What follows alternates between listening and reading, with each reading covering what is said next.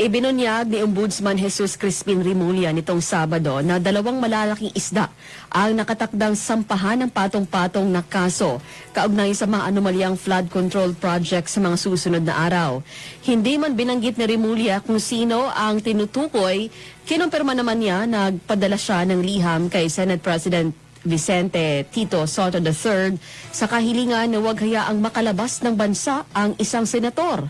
Nabatid na hindi pa natatanggap ni Soto ang request at sinabi niyang hindi naman kailangan kumuha ng travel authority ang mga senador kung personal trips ang pagtungo sa labas ng bansa.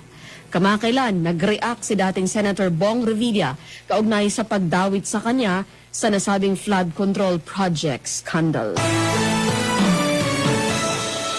Nagpatupad na ng 1 peso and 20 centavos kada litro na dagdag presyo sa gasolina ang ilang kumpanya ng langis ngayong araw, Martes, December 9, 2025. Epektibo ito alas 6 ng umaga kanina.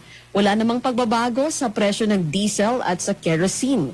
Ito na ang ikalawang sunod na linggo na pagtaas ng presyo ng gasolina at ika-34 na dagdag presyo ngayong taon.